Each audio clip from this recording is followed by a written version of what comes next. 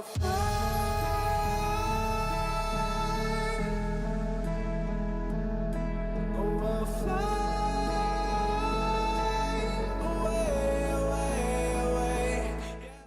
your boy Davidoff. So we're going to rank. Yes, we're going to rank the career mode players. Now there's 19 players. We're not going to include the real players in this, so no real players, just the custom players. But we're not going to do one big ranking. It's not going to be 19th to 1st. No, because you can't compare defenders to strikers. You can't compare attackers to the midfielders. So I thought I'd split it into 3 sections. We have our defence and our goalkeepers. We have our entire midfield. And then we have our wingers and strikers. Let's start with the back, with the goalkeepers and the defence. 8 players, 4 centre backs, 2 left backs, and 2 goalkeepers.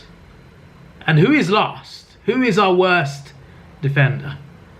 Well, to be honest, our defence was really bad. They were torn apart quite a lot, but there were a few shining moments. But the goalkeepers were probably the best players overall defensively, aside from one centre back. We'll get to him later. He'll be number 1, I think.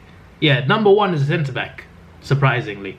But the 2 goalkeepers are high up as well. But who is last? Who is last in our defence that is torn apart? Well, for me, in 8th place, it is Benjamin A. He was a little too slow, to be honest. And he did threaten a little bit, but he didn't play that well. Not gonna lie, he was kind of carried by his partner. But he did not play that well. And that's got to be taken into account. So he's in 8th. In 7th, we have Eisner. Also not that good.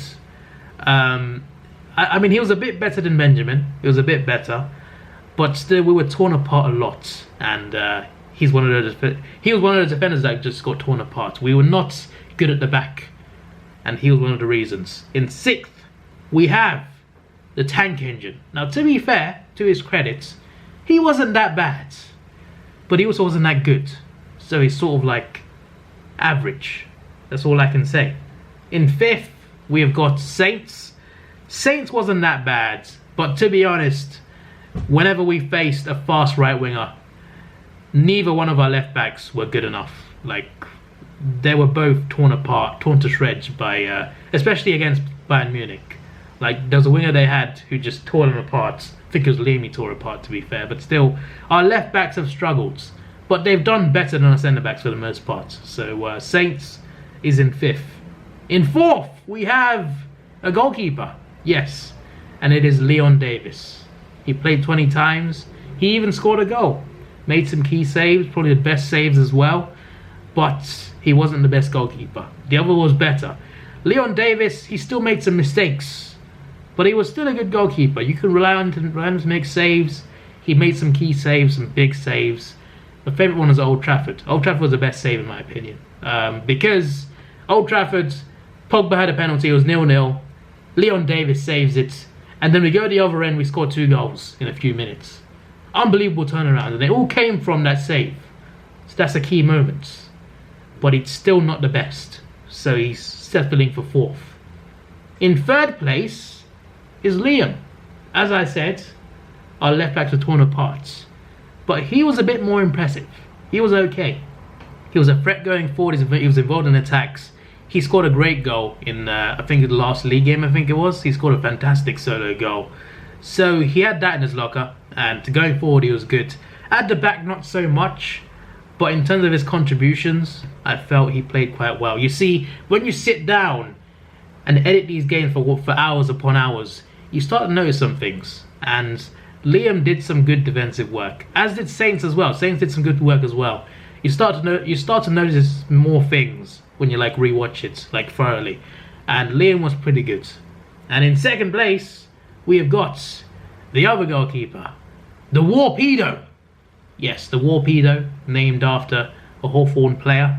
He was fantastic in goal. Made a few errors, but he made some great saves, kept us in games.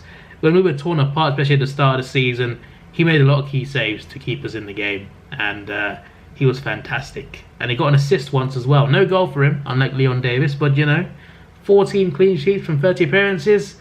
That is not too bad. That's not too shabby. Not gonna lie. He was a fantastic goalkeeper in the league. and he deserves the plaudits. But in first place, we have the angry man, entered by the account Burst in Rage. He didn't say what position he wanted, so I was given, like, he said he wanted to take parts. He didn't reply after that, so I gave him a position. I gave him centre-back, and he was fantastic. He was absolutely fantastic. He scored some goals, he made some great tackles, interceptions, made a few errors, admittedly, but he was our most solid defender. And I think all round, he deserves the plaudits, as he was fantastic.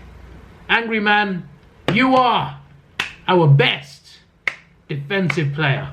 On to the midfielders. We have only 5 midfielders. In 5th place, we have Bowser. Wowza. Now, he wasn't a terrible player, but considering he was 85 overall when we started, and he's now 88, he did not play that well. He really did not play that well. He wasn't... He scored 2 goals, got 9 assists, and it's not all about goals, okay, for a midfielder, but he also wasn't that good. He also wasn't that good to play with, and even though he was our highest rated midfielder, pretty much every other midfielder played better than him. George, Harry, me, Igor, 50. He's what's his overall again? Flipping 58 overall. He was 50 when it started. He was more impressive than our highest rated midfielder, so that was a worry. And he missed a few open goals as well. So he's definitely got to be last on the midfielders list. In 4th place, we have Igor. Now, to be fair, he probably could be higher. 29 games, 24 goals, 25 assists. For a player so low rated, that is really damn good. But the other mids were great too. So I'm sorry, Igor, you were great, you were fantastic. But it's just that our entire midfield apart from Bowser were fantastic. So nothing against you, mates, but you were fantastic. And you deserve to not be last. In 3rd place, and he's going to get angry by this, but in 3rd place is our captain, Lampard, by Jord. Jordan's player is in 3rd place. He's going to go mental. He's going to be like, the large is above me? How could you? This is terrible. Well, I'll tell you my reasons later. But Lampard is 3rd. He did well going forward. Going forward, he was a fantastic midfielder. Got quite a few assists. Scored a few goals as well. He created a lot of chances. So he was good at through balls, especially. I was impressed by that. He was like a Fabregas, I guess. He was a good player, a good midfielder who could be a goal threat at the same time and pass really well. And he was good. He was very good. Just wasn't the best, but he was very good. He played every game for us, 50 appearances, 21 clean sheets for us as well. So, and he even played centre-back once, and he was okay in that game too. But he's going to have settled for 3rd place. In 2nd place is the large. Now, to be fair, the large, if I didn't edit these videos, he would have been like 4th. Because based on the live streams, I did not notice him being good, honestly. But once I was editing, like when you go through those videos, go through all those live streams, all those games, every detail, you start to notice some things. And Harry was a key man. He didn't score many goals. He didn't score any goals. He scored no goals. He got 7 assists. And you look at that and you think, that's not a good record. But you see, he was more of a DM. He's a CM, but there's like, when you create a player on FIFA, there's no CM available, so you even make him CDM or CAM. Anyway, that doesn't really matter anyway. But the large was a more defensive player, whereas Lampard was more forward. And because of the large's defensive contributions, it allowed Jordan, Lampard, to go forward and explore a bit more and create some more goals. He was fantastic. He controlled the midfield. He won the ball multiple times, and a lot of those times it led to goals. He made some tackles that led to goals, interceptions led to goals, through balls that led to goals. He was a threat. He created chances just by tackling. He made a lot of interceptions. He was fantastic. He was a very solid DM, even though he wasn't really a DM. He was more of a centre mid. But defensively, he was really, really damn good.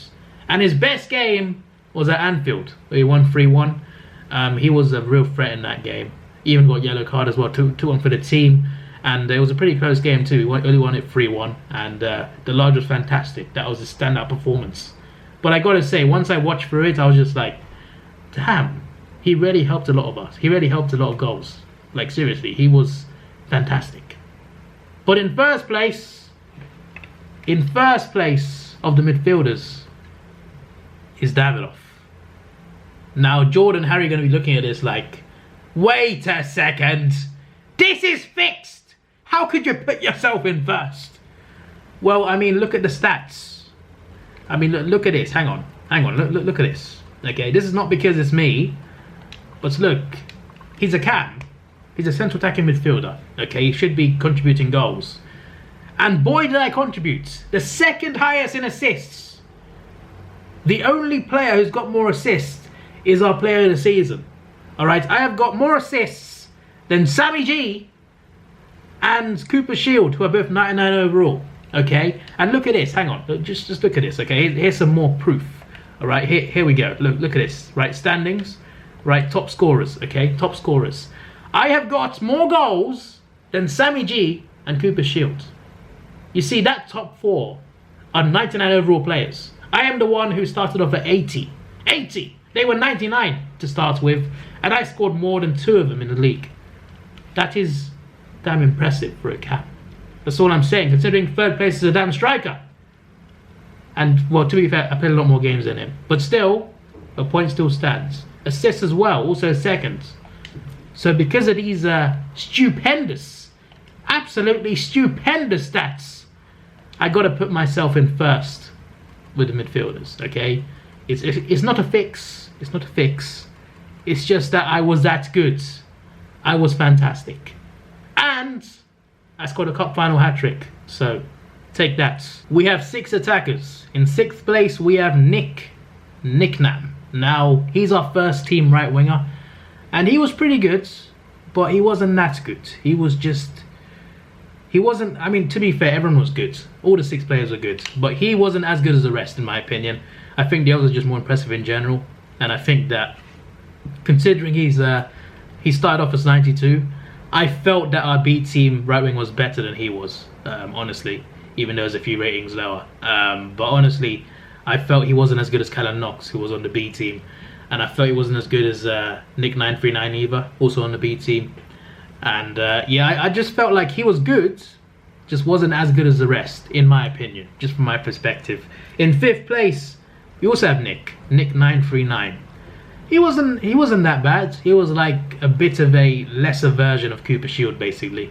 He was Cooper Shield, but just not as good, essentially what he was. He was a good player, just wasn't like amazing, didn't set the world alight, but he was pretty good for what he was. He did his job, I think, especially considering he's a B team player as well. In 4th place, we have Cooper Shield. 99 overall. He scored our first goal and our second last goal. He scored some key goals. He didn't score as many as I thought he would, but he still scored a lot of goals. And he assisted a lot of goals. And he was fantastic. He was great down the left wing. Scored some fantastic goals. Some of our best goals. But he's only 4th. He's only 4th because the others, I think, are just better. To be fair, there's like 2 other 99 players above him, so, you know. But still, he's 99 as well, and I think he played pretty damn well. So, but only 4th. He's going to settle for 4th today. So don't be offended, mates. Okay, it's all in good fun. But you're only 4th. You're only 4th. Into the top 3. In 3rd place, we have Callum Knox. Now, Callum Knox scored some of the nicest goals of the season. He even scored a goal of the season. He scored a few chips, and that was one of them. He scored some really damn good goals. Some good finishes, some perfect finishes into right into the corner. Some cheeky chips. He scored some nice goals. And he was fantastic on the wing. And I got to say, as a reward, he's going to be on the A team for the Champions League episode. We're going to do one more episode. Only live stream, no highlights. We're going to do one episode where it's just Champions League. And Callum Knox is going to start. Alright, there's no A team, B team. We're just going to pick the best team. And he's going to start. He's earned it, in my opinion. He's played well. And he rightfully takes his place on the podium. In 2nd place, though, and I think it's a bit obvious, we have Sammy G. Now, he scored more goals than Aaron Morris. And you probably think, wait a second, couldn't that mean he was better? Well, to be fair, you know, he had a better ratio, yes. Goal contributions, though, it was Aaron Morris got one more. But still, Aaron Morris was our league striker, and he scored a lot more in the league. And Sammy G only played 4 less games than him anyway. He came off the bench quite a lot, and he played in all the cup games. And in the cup, we played a lot of like championship teams, League One teams. So I think just championship actually, but we still played football league teams. So I think that was an advantage for him, to be honest. But still, I think he was fantastic, and he could have been A team, but Aaron Morris was keeping me out of the team really. But he was a fantastic super sub and a fantastic B team starter. It's a bit harsh to be in the B team for him, but you know, formation, we had 2 strikers, we had to play 1 striker, so I had to choose one. I chose Aaron Morris, and he was our player of the season, and he is first. This was your boy Davidoff. Please like, share, subscribe. Thanks for watching. Have a good day, and goodbye.